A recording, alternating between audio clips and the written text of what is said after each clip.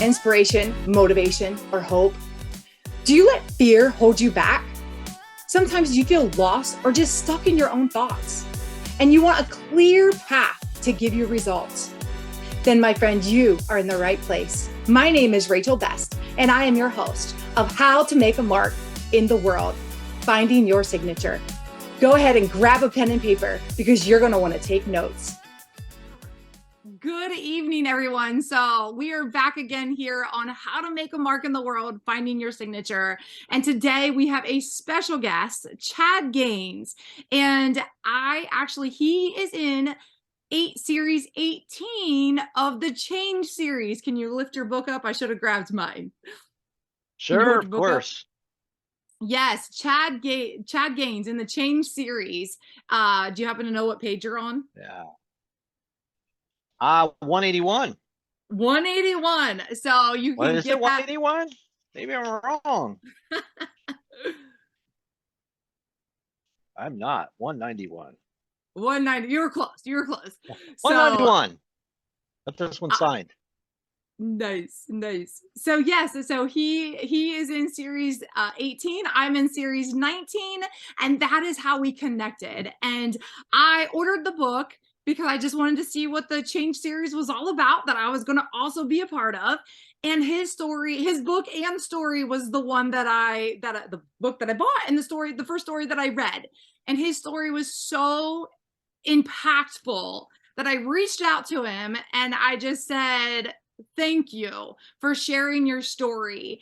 And here we are now on this recording because he is giving a little bit of his time to just share a little bit about him, his story, and just the things that he's doing. So Chad, you're going to make a mark in the world. You're making impact in the world. And just share with us who you are and anything else that you want us to know about you. Well, hi, Rachel. Thank you for inviting me on. Wonderful introduction, by the way. Thank you very much for that.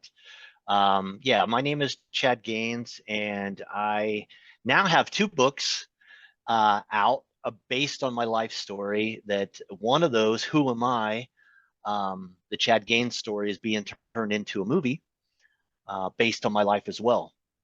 Yeah. So can you tell us a little bit about whatever it is that you want to share about the movie, about your book, just who you are?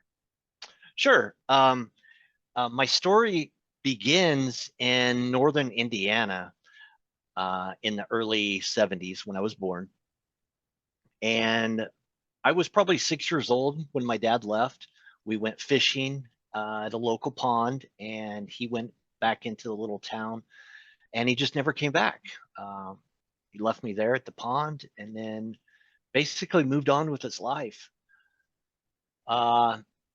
During that transition period from my dad leaving and me being the only child in the house, that's when the abuse started, the physical and mental abuse from my mother that lasted many years throughout my young life, my teenage life, and even in my troubles in my early 30s, where I ended up in prison and hit rock bottom with everything in my life.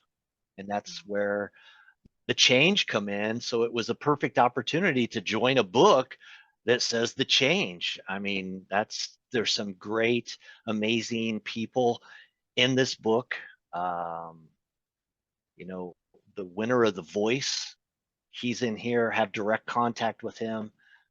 Just so many great, talented people. So I am really excited about working with that group and the change. But getting back to my own life, there was a period of time where I was in 7th grade and I came home from school, and there was a Ryder truck backed up to our house, and my mother just instructed me to just throw everything that you can into the truck because we're moving right now. There was no boxes or nothing like that. You just took what you could to get in that truck, and then we were out of there. And I wouldn't know that, as a 7-year-old boy, I wouldn't understand that till years later. But my mother was under investigation for child abuse at the time and was tipped off that they were coming, and we just decided to move and made this really bizarre 2 day traveling in this Ryder truck to the middle of Florida, where my mom went into a convenience store and bought a small newspaper back then. And she said, "This is where we're going to live at now." And we just basically started our life over. Uh, Probably when I was about 13, 14 years old. We just completely started our life over. But up until that point, there was so much abuse that took place in our home that the state police were involved and child protective services were involved, not really making a, a move on things, so to speak, in justice of the child myself, because that was a different world then. Not that I'm excusing that, but things would be checked on more frequently now than they were back in the 70s and 80s, because we just didn't think about people harming their children and the long-term effects of that. When a person now at my age, at 50 years old, would be having flashbacks and nightmares and causing problems in relationships and finances and how you see the world, how you look at yourself, and all these things just created um, a really difficult time in my life. And it put me through a lot of trials in my life. Now I'm happy that I went through those, because I learned so much, and I've grown as a person, as a father, hopefully as a husband, to be different than how I was raised and beat on and tortured through different mental abuse, from stabbing, getting stabbed by my mother, to getting my hand set on fire, to broken nose, so nobody would ever want to be with me when I grew up. So no one would ever want to be my friend or date me or any of those things. That was just the mindset of the parent that I had. You know, I always say, when somebody says, "Where do you come from?" I said, "I came from an alcoholic and a murderer, and together that's what created me." But I was in charge of changing that, you know, for the future generations, and that's what I've been working on. And now with the 2 books and turning one of the books into a movie, and then I got a guy from Hollywood that's writing a TV series based on my life.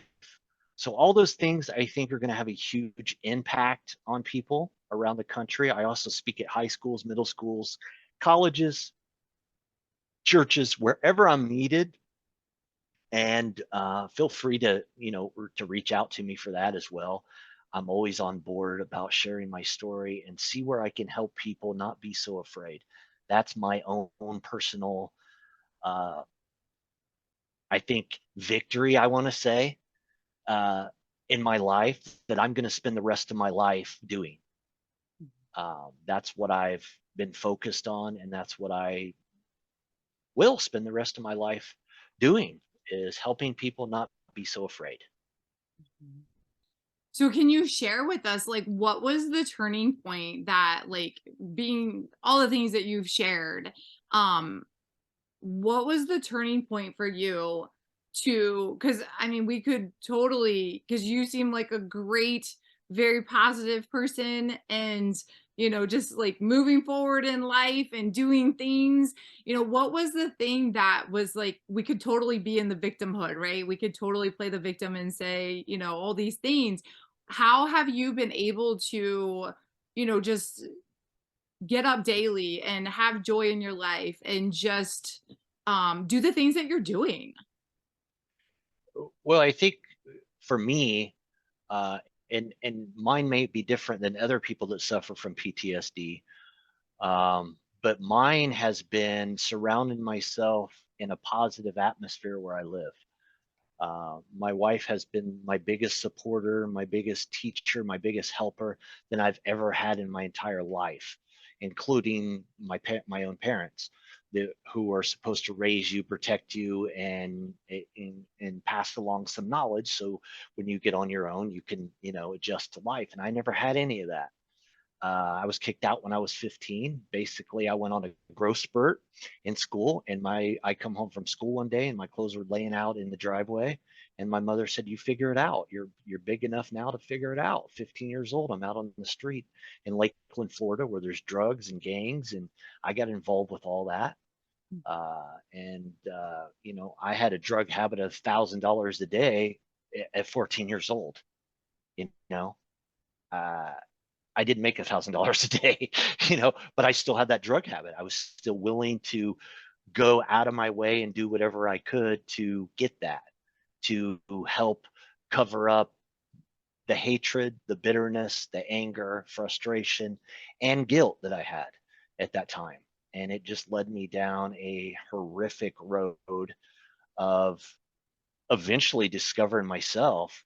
So I think my biggest encouragement not only is my wife, but the grace of God that I have been given, because I think back at some of this stuff. I know many things that I shouldn't be here right now. I shouldn't be here talking to you even, because of the things that I went through and the things that I witnessed in my life, and the horrible, not just the physical things, but the mental toll that it took on my life, not just at 7 years old, but how it affects me at 50 years old, how it affects me communicating with my daughter, even at 8 years old.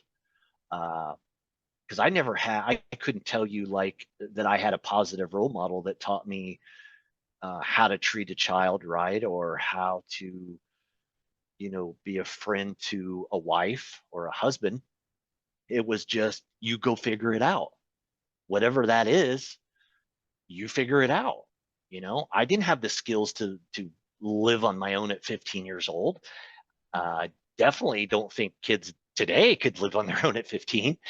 But for a parent to just say, go figure it out, I'm done with you. Basically, you're taller than me now. I can't beat on you anymore. So what use are you? Go figure it out. So that's what I did. And then I turned to drugs and alcohol, and became a horrific alcoholic at 14 years old. 15 years old, I was doing heroin and cocaine, uh, shot in the face over a bad drug deal, and it knocked all my back teeth out. So I haven't had teeth since I was 14 years old in the back. They're just completely gone. Luckily, no damage was done to my tongue. Went in this side and come out this side. And I still got those scars to remind me of what God brought me through, because I don't think there's enough credit there to say that I did anything, because I'm just, and I think this comes from me being in prison, because I read I was 32 years old when I went to prison for 1 year for organized crime, and gang activity. And my biggest change was I read a book, a complete book, for the first time in my life. Had very little education, missed a lot of school due to child abuse. My records show in first grade, I missed 42 days of school in the first grade. If you would miss 42 days of school right now, they would bury the parent under the school, you know? But then it was just like, you just take a note to school and that's it. They excused it. No phone calls, no nothing. My mom had a third grade education herself. So she would write, Chad was sick on a note, and then write her name, because that's all she could write. She would have a stack of these little notes tore off a notebook on top of our TV. And after I would be out of school for 2 or 3 days because of abuse, or I would stay home and do adult chores while she was at work, then I would just grab a note, take it to school, hand it into the teacher, and that was it. And before I made it to the fifth grade, I had already failed 3 times. So I was way behind everybody else because I missed so much school. So reading wasn't really my thing. Not something that I thought that I would ever be involved in. Never had anyone read a book to me, ever. And I think when I got to that point and opportunity where I wanted to share my story, I had to branch out to like, what is the biggest audience that I can get to? Because I started speaking originally at churches, and it was great because there would be 200 people at one time. But there's 8 billion people in the country, and I want to help out as many people as I can. So I had to go to the next level and decided, how much energy do I want to put into this, or do I just want to walk away from it? You know? Then it was like one day I woke up and I realized this was my purpose. This is what I'm called to do here. And nothing else is going to work. You can have the plan B, the plan C, the plan D, all the way to Z. And if you're not doing what you're called to do and you recognize that, nothing else is going to work. Everything else is going to be a failure. So that's where I had to take it, knowing that yes, my story is going to impact a lot of people, and I need to share all of the story, even the details that I don't want people to know about, even the details that I want people to know about. I had to really open up my heart and my head and everything, and just put everything out there of what happened to me. And not just in my childhood, but in my adulthood. I was 28 years old when my mother murdered my stepfather, and she lived another 15 years unpunished for that. And then along the way, you find out that my mother and my grandmother killed more than one person and got away with it. And what do you do now when they're both gone and you and many other people know about this? What do you do? Who do you take it to? Where do you talk about it? How do you heal from that?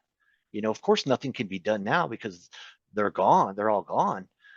Because my mother passed in 2017. Same thing with my grandma 6 months later.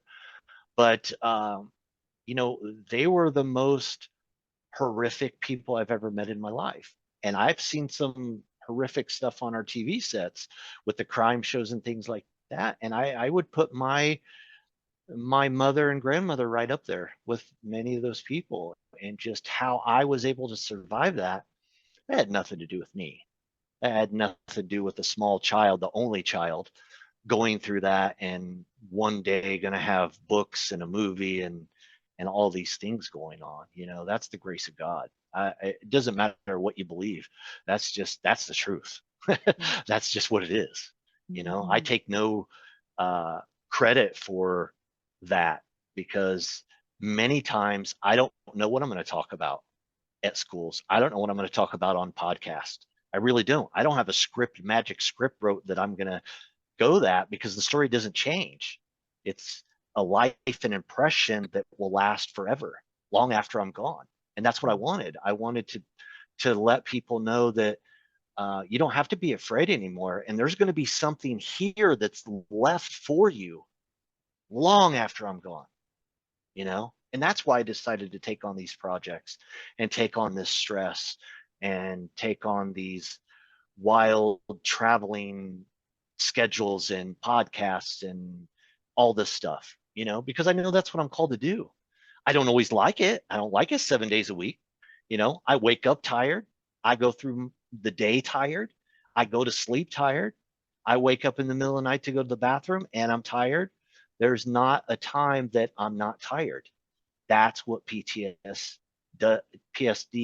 does to you, and how it weighs on your mind and your body. Because the long-term effects of PTSD is just horrific.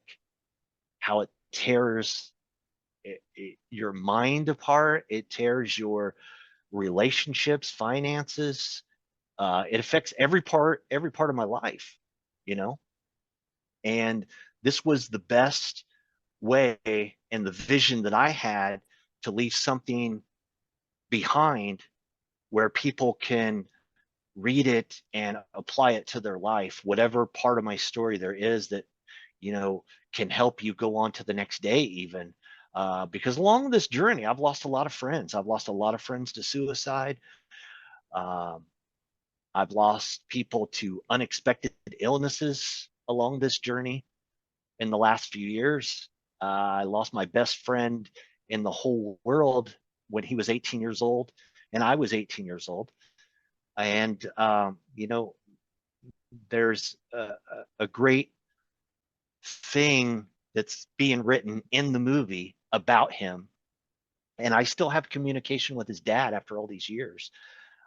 That's been 40 years ago.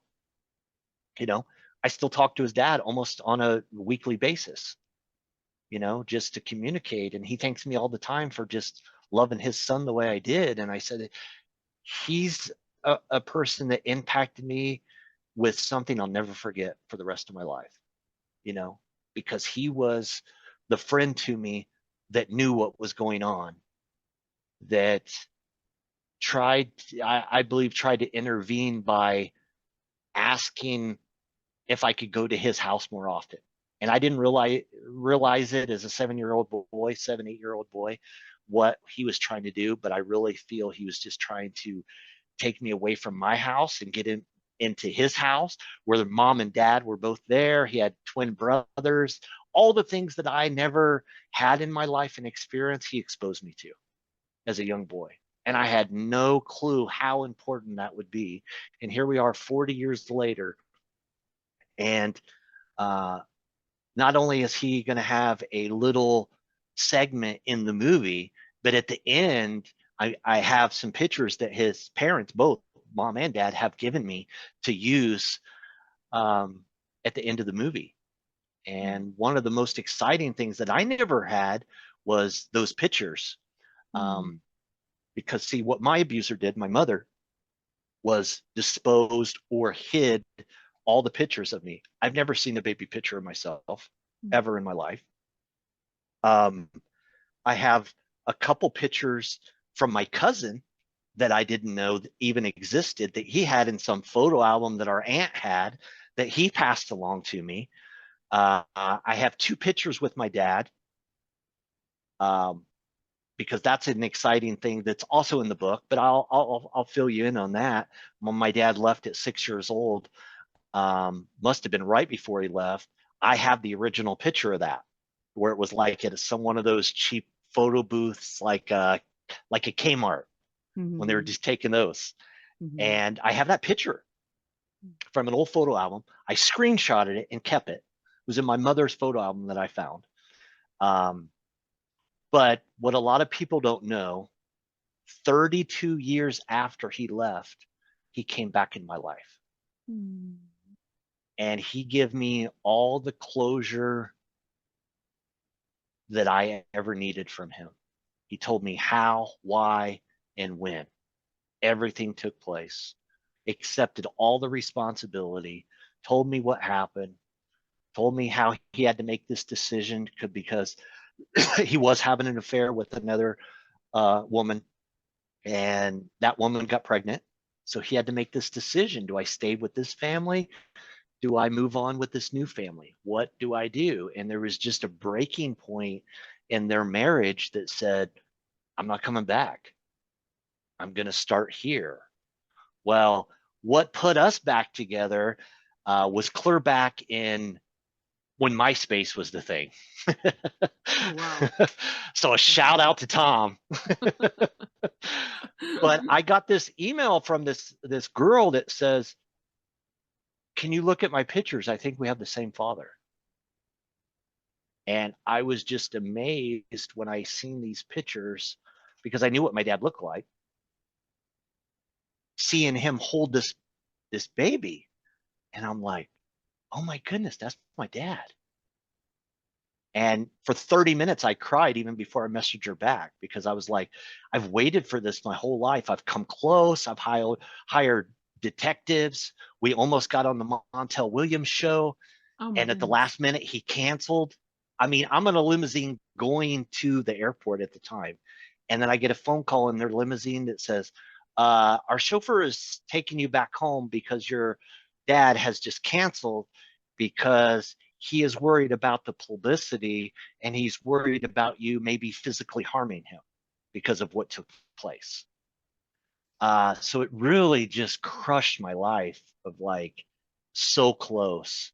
And now here I am seeing these pictures for the first time in 32 years. And 15 minutes after I emailed this girl back, who was 20 years old at the time, I'm on the phone with my dad. And and even more exciting about that, I find out he only was 4 hours away from me. And what kind of brought all this together is the wife that he left our family for got cancer and died. But right before she died, she told her daughter, "You have a brother. His name's Chad Gaines, and you need to find him." And that's what she did. And it brought us all together. After 32 years, he came to my house. I welcomed him in just like I should have. And I took care of my dad. And 32 days being back in my life, he had a heart attack and died.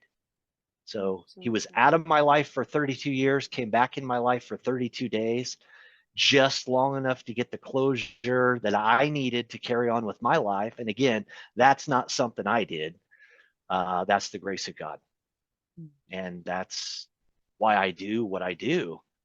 I got that closure, and then I had a therapist later on. That was in 2009 when my dad passed, and he got to see me speak and got to see me meet the President of the United States and share my story in the White House, through Congress. And I just seen this broken old man that had so much guilt transform his life into this person that was just accepting God in his life. And it totally changed his life. With the 32 days that I had with my dad was just life transformation, not just for me, but for him as well. And I reunited him with his brothers and sisters that didn't know he was still alive. He just left everything and everybody behind. I had to explain to him that his mother died, my grandmother died. He didn't even know his mom died. I was in charge of that, so to speak. And when I put him in contact with his brothers and sisters, the most beautiful thing I've ever seen in my life was they lived about 30 minutes away from my house. I always stayed in contact throughout the years. Hey, have you heard from dad? Type of thing. Nobody ever. Through my cousins, my uncles, his brothers and sisters, nobody had any contact. So I get on the phone with his sister as I'm driving my dad. He's in my car for the first time in my entire life, and I'm driving him there. I said, "You're never going to guess who's in my passenger seat." And she starts crying and she goes, "Your dad." And I said, "We'll be there in 30 minutes. And that 30-minute drive, when we got to their house, they had 200 people that got together to welcome him back home. Within 30 minutes, the word got out. We all met at this park, and it was just like he had never left. They were so loving and forgiving. And that's where he ended up passing, was at his sister's house, on her couch in the middle of the night in his sleep. And it was just this shocking thing, but it wasn't shocking, because I realized at that time how God works. And it might not be your timing, because I looked for my dad for 40 years, wondering around, did he leave? He's out there and he's some rich millionaire or movie star, or reasoning, trying to find justice and reasoning for why he's not there, and why I had to go through all these beatings, and why I carry all these scars on my body now, and why an 8-year-old daughter asked me, "Dad, what's that on your arm? What's that scar?" And I can't tell her, "Your grandmother stabbed me through the arm with a butcher knife." So what do you do? Where do you go? Where do you turn? So I just started this great class about the long-term effects of PTSD, and I was just shocked how many people, 8 million Americans a year suffer from PTSD. And it's just unbelievable how their life is affected, not just in their teenage years, but when they're 50, 60 years old. I'm dealing with people that like can't even physically function right now that come into the class. And that's why I know I'm doing the right thing. And this is the reason why I'm doing it. Not for me, because uh, telling these stories and sharing my books and reading a screenplay written about my life, yes, those are great. Those are fun. Those are exciting things to share with people. But it doesn't give me as much closure and as much healing as it does when someone says, I can relate to that. Because that's when I know I'm impacting their life. And that's all I want to do, is just help people not be so afraid. That's it. Wow. Wow, I really appreciate you just sharing your heart and your story, your life and the things that you've been through, and I love that you're making impact. You're making a mark in the world. You're using all those things and just living your purpose. And I know before we started recording, we kind of talked a little bit about that, about so many people just don't know their purpose, and like you said, they run from That's their right. purpose, or they I actually have a friend that we talked about this, and she tries to dabble in all these different things, and Exactly. in None of our them work. no, None of them and then work. They won't. Trust no, me. Trust me. I've yeah. done everything. I've done from the network marketing to the door-to-door salesman, magazines. I've done it all. Okay. I've worked in a foundry. I poured hot iron. I've put stuff together in a factory with neon lights. I've wrote books. I've spoken at middle school, and all the things that I enjoyed that I wanted to do became failures because I wasn't living my purpose. And you're right. Most people go through their whole life not recognizing their purpose, thinking, oh, well, I've been at this job for 30 years. This is probably where I'm supposed to be, you know? And I get those. I get a lot of clients that are so caught up on what to do that they don't do anything. And Mhm, myself, I found myself in that same rut for a long while because I thought, yeah, this is what I am called to do, but maybe I can just delay it a little bit and do something else, you know, mhm, until life gets in the way. And then this kind of goes further away. And then my job or whatever I'm doing because I like it sticks around. But then something happens where you're forced to go back to God and say, okay, I get it. I see. Okay, it's not going to be easy. He didn't say it was going to be easy, you know, but he said it's mhm, going to be worth it. And you mhm, have a purpose and you have to live that purpose, whether you like it or not. If you cook, you cook. Like, my wife, she's a great cook, but also has a huge background in show business with her family and her brother, of course. And I always ask her, like, you have so many opportunities, you can get right in show business. And she goes, that's not what I'm called to do. I'm called to mhm, be a mother and a helper. mhm, Maybe this is why you've been called in my life, because her brother was in show business. At the top of his career, he passed away.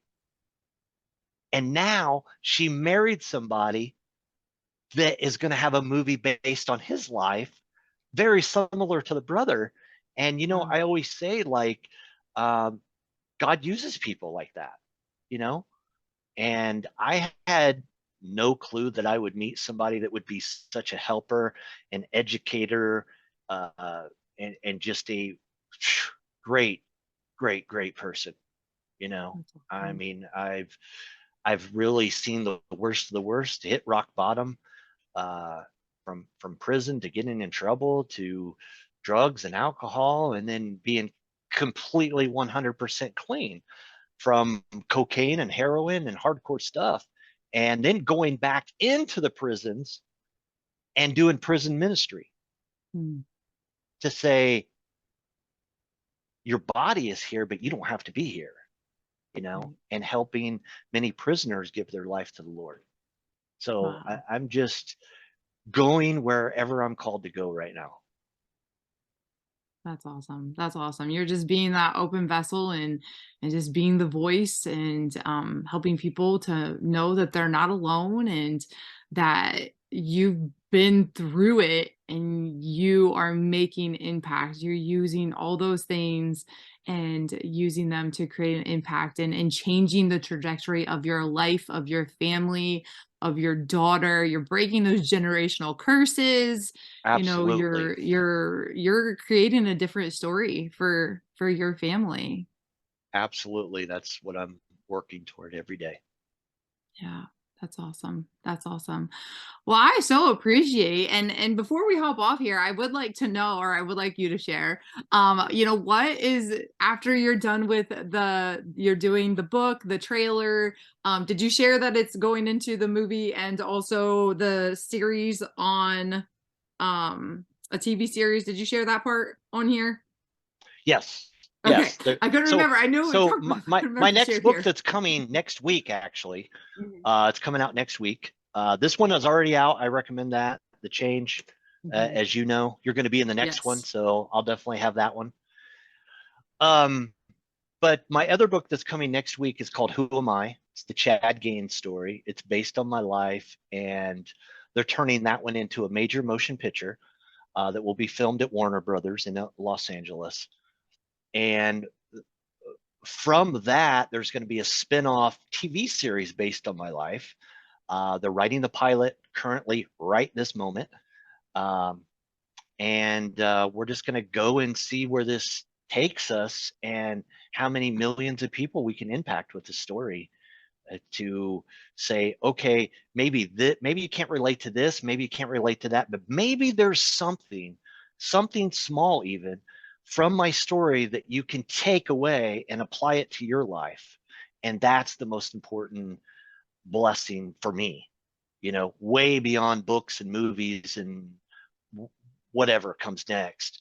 Uh, it's the impact in people that can use my story to uh, apply to their own life, no matter what that is, no matter what career you're in or what relationship you're in. Um, my story is kind of tailor fit for everybody because it's kind of, it's kind of out there, and it's Mhm, kind of, my wife sometimes can't understand why I'm so gentle, why I'm so goofy and funny. And, my answer to that, and a few other people asked me the same thing, especially when I was working a full-time job. They were just like, man, you come in here and it's like, you're here to have fun and you make more money than anybody else, because I worked at a restaurant. So I was like, you know, and I tell them and I tell my wife the same thing. You don't know the level of violence that it took for me to be this gentle. Sometimes violence will break you into two parts, you know.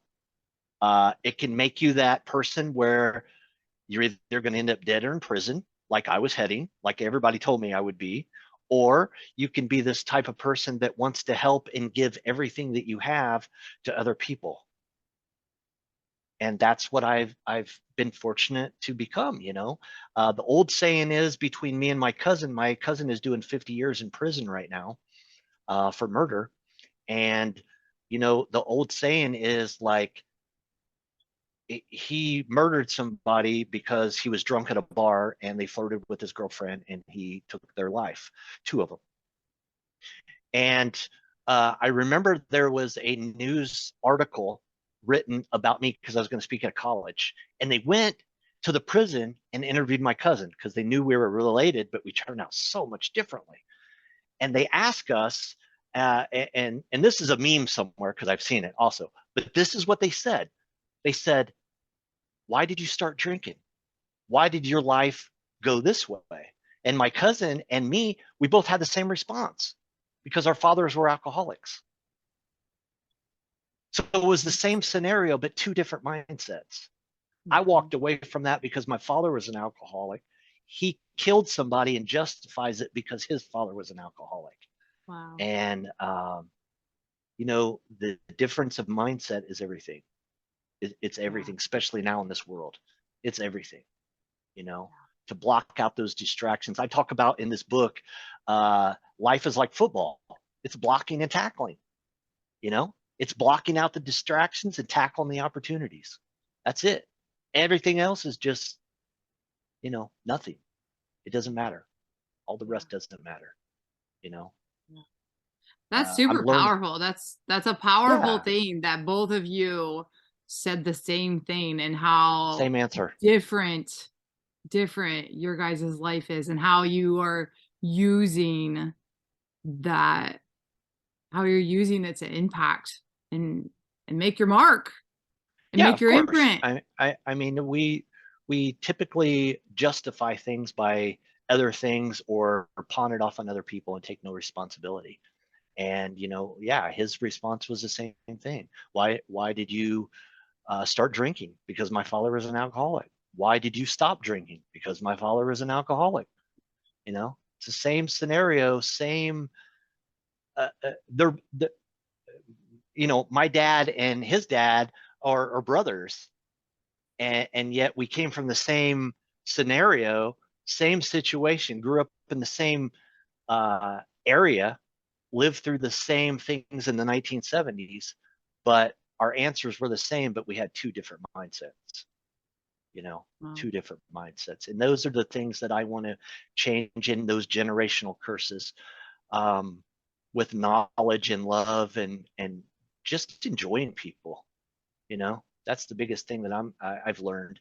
We were outside like 2 days ago. My wife and I were pulling weeds and getting things cleaned up, and uh, she looked over at me, and I'm talking out loud, but I'm not talking to her. And I have become my best friend. I talk to myself, and I was thinking as I was sweeping up the sidewalk, and our yard looked so great. I was like, it's funny how life changes throughout your years. When you're 20 and 30 years old, all you want and interested are is in things. You want things. When you get 30 or 40, you want friends because you feel like you're getting older and you're losing your friends. So you're trying to gain more friends. But then I realized when you're in your 40s and 50s and 60s, all you want is a nice, peaceful house. That's it. Mm-hmm. That's it. All the other stuff that you wanted when you're 20 and 30 doesn't matter anymore. Doesn't Yeah. matter, you know. And I just want people to know that too, that the things that you want at 20, they're not going to be such a big deal when you turn 40 or 50 years old. Mm-mm. They're really Mm-mm. not, you know. People are everything, Mm-mm. you know. The biggest things in life are not things at all. Mm-mm. Not at all. Not at all. Nope. Amen to Uh, that. yes, amen to that. I'm really thankful you had me on here. Do you have a website if I can say that? Yes, yes, Is that please. okay? How can they oh my gosh, how can they connect with you? Yeah, you Yes. can connect on my website. I also have, the books are up there. A lot more about my story as well. And my book trailer is real. They did a really great job. It's very powerful. I always tell everybody, and this is no joke, I always tell everybody, make sure you're sitting down when you watch it because it is pretty powerful. We'll say that. It is powerful. But my website is my last name first, gainschad.com, and Nice. has all the information there. My book is also on Amazon. The Change book takes another month before Who Am I will be on there. But if you order anything through my website, I sign every copy. I have hundreds of copies, and my wife made me sit down and sign every copy because she said, "What if you're gone and an order comes in and I have to Oh ship?" no. That's So I had to awesome. sign all the copies that come in, so they're all signed, and it's just a great, powerful message that anybody can apply to their life. And I'm just so happy that I'm able to share my story and meet, so many great people like yourself. Thank you for allowing me to come on here for a Yes. short moment and Yes. share what I've been through, a little bit about what I've been through. Yeah. Well, I definitely appreciate you taking the time and sharing, and I'm sure it's going to be impactful. And I do want you to share also, like, what is your, I know you're wrapping all these things up. Do you want to share what your next project is? Do you have that on the radar? Yeah, I can talk about that. I can't give all the details, but I am working starting. Oh, geez, starting next month is when it starts. That's when we're starting to work on that. It's a 7-book children's series that is going to have a toy line with the characters of the book.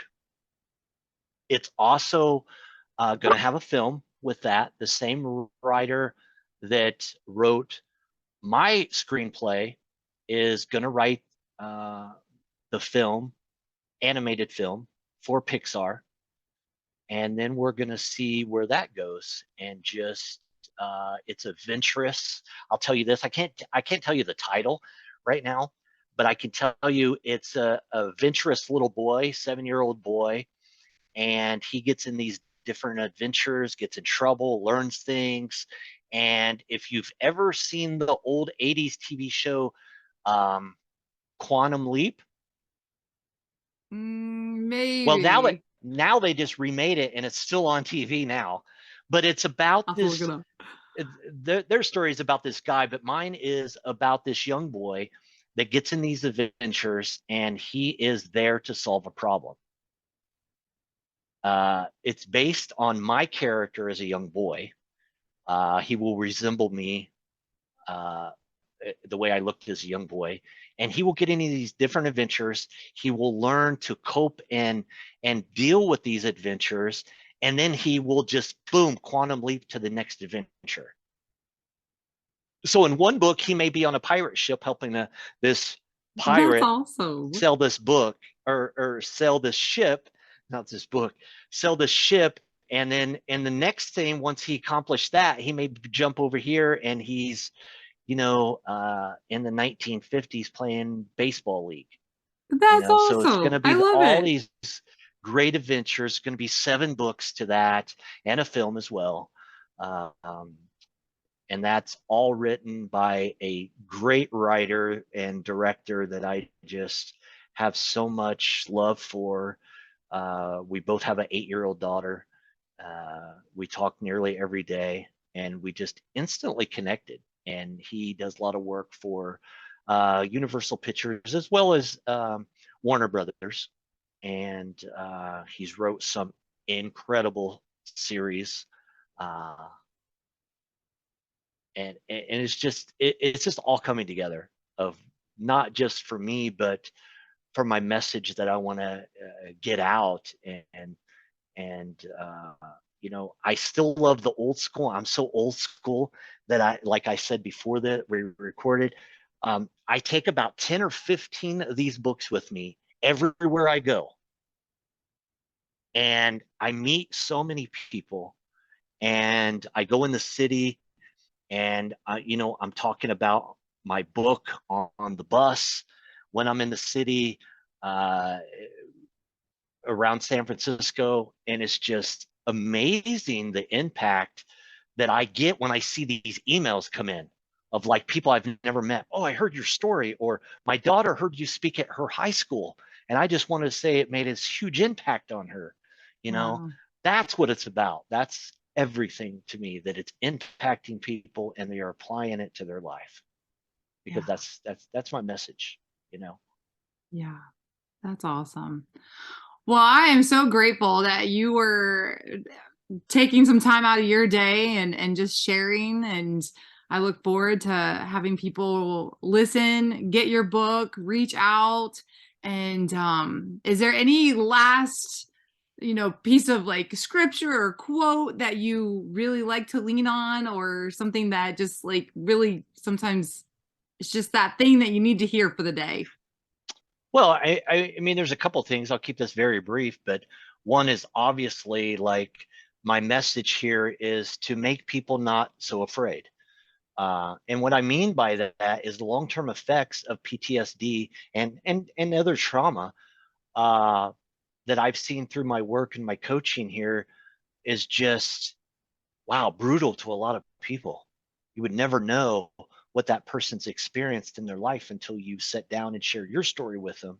And I like that interaction because it opens up their life where they feel comfortable about sharing theirs. So that's probably Mhm. my first thing. My second thing has always been, probably since 2004, I was involved in this horrific car accident that I probably shouldn't be here. My car rolled 9 times, ended up in water. I had to escape that and get out of there before I drowned or froze to death because it was freezing water. And I think from that night forward, when I survived that, and not only did I survive that, but I didn't have a single scratch, didn't have a broken bone. Wow. My car rolled 9 times, end over end, and then slid down a 12-foot embankment into water, Oh and my I goodness. escaped.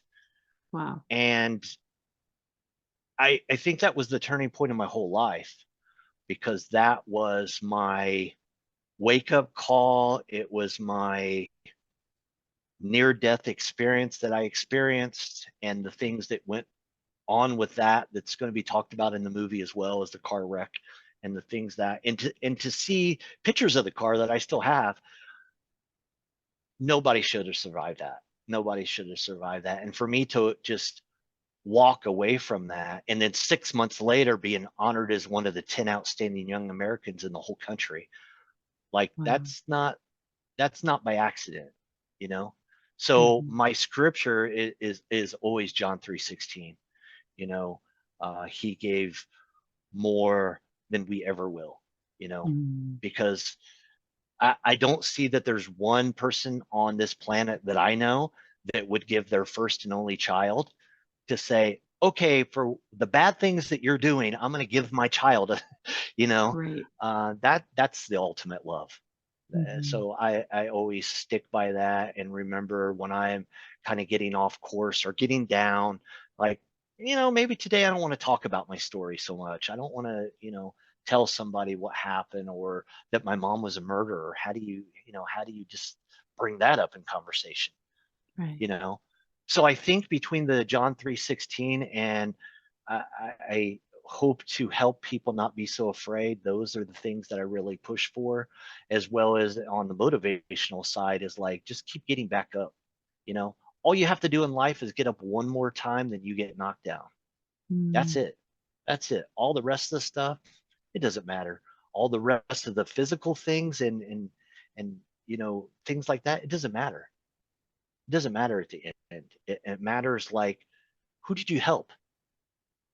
You know, who did you avoid because of the way they looked or what they had or what they didn't have? I see that every day because, living in a big city, I see it. There's 10,000 homeless people a night in San Francisco. I see it. I Wow. feed them. I talk to them. I know some of them by name. You know, um, that's just what I want to do. I want to give more of myself uh, to other people. That's Mm. it. I mean, it's very simple, but it's easy to do and very easy not to do. Mhm. So I Yeah. kind of live on with both. I wake up sometimes and I say, God, I don't want to be used today.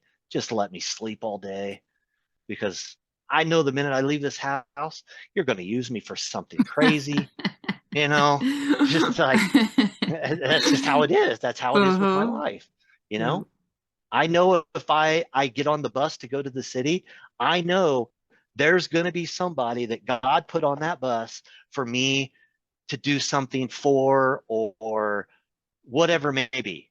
Mhm. Every day I feel that. So there is days that I just say, man, I just want to just live my life for one day. I don't want to be used today. I just want to hide, you know. And it don't matter. I can hide and try to do that. I'll get phone calls, text messages, some commercial come on the TV to remind me, like, you're not doing what you're called to do. You know, Write a Yep. Christian book. I'll get that, and I'll be like, oh Right. wow, thanks God. He's got that humor that says, they always say if you want to make God laugh, tell him your plan, Right. because that's not how it's going to end. Mm. It's not. But No. those are my uh, messages, I guess, that I just want to help people not be so afraid. You know. Yeah. and I'll go wherever I'm called to go, because that was a commitment that I made in 2000 when I was in prison. I just said, God, if you give me one more chance, I'll go wherever you want. Do you know what he has done to my life from 2000 until right now? I've been to every single state in America. That's awesome. I grew up in a culture and a town where there was 500 people. Oh, wow. God took me around the nation because I said, I'll go wherever you call me to go. I've been to every state other than Alaska, and we got a plan this year to go to Alaska. Awesome. My biggest dream was to go to Hawaii. We went to Hawaii 5 times last year. Oh my 5 times. Now gosh. we're getting married in Hawaii That's in awesome. September. Wow. So it's like, He took you just serious. yeah. But I wake up and I'm like, I remember that. I'm committed to that still. You know, Mhm. 23 years later, I'm still committed to that because I know the Wow. places he can take me. He's taken me to Yeah. places I would have never been able to go, without that commitment and that Mhm. level of humbleness.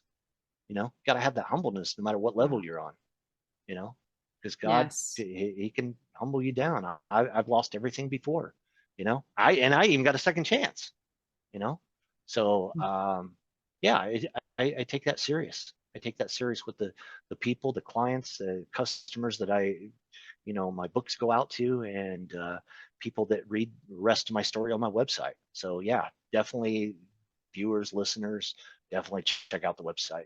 It's really good. Yeah. Yeah. Well, I love this. It's been great. It's been great meeting you, listening to you, and I am grateful that you took the time and that you're sharing and saying, yes, God, use me and take me where you want me to go. Definitely following Jesus is definitely not boring, right? It's not boring, and it's not always easy because you Right. become right on the front lines of Yeah. like you know people changing your words and people dogging on you Mm, that you thought would be there. I mean, it changes everything. So don't think it's going to be easy to follow Christ, because it's not. He yeah. never said it was going to be easy. There's going to be trials that's going to come to everybody, you know, Hmm. including that's what I'm preparing my daughter for now. She's only 8, but she's got to know that, hey, life's going to punch you in your face. That's it. I always see those posts out there with people that says, "What would you tell your 18-year-old self again?" I would tell my 18-year-old self, "It's gonna hurt," because it is. You know, there's no way of getting around that. We have to prepare our children to say, "Look, life is gonna hurt, but when this happens, this is what you can do." You know, knowledge is everything. Yeah. That's it. Yeah. That's it. Thank you so much for having me today. Yes, thank you so much. Thank you so much. And your daughter's so lucky to have you and to help teach her And all these lessons that you're And teaching she's her. already texting me because on the East Coast, she's home from school, she's eating dinner, she's saying, "Dad, where are you at?" Right. Uh, you 7:30 know, East Coast. I'm in that's East Coast right. as well. She's eating dinner. She's like, because what she does now, she calls me on FaceTime and she knows Uh, how to share the screen. yep. I know how to do it on Zoom, but I don't know how to do it on FaceTime. She'll share the screen and then get on her iPad, and then we'll watch her video together. That's what we do every day. So she's probably Oh. wondering, like, where you at? That's awesome. Well, I appreciate you. I will let you get off of here so you can give her a call, and I look forward to what the future holds.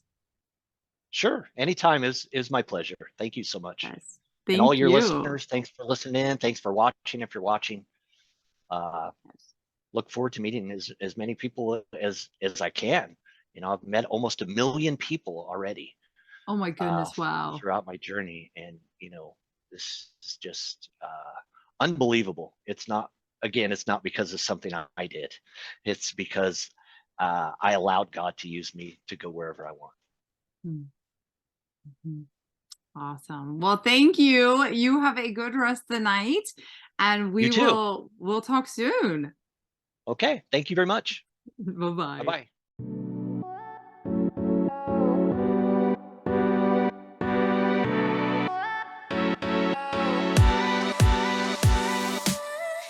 This is your host, Rachel Best, and I hope you loved the show. Go ahead and subscribe to my channel, as well as share with a friend. If you would like, you can follow me on Instagram as well as Facebook under Rachel Best. You can also find me on my website at rachelbestspeaks.com.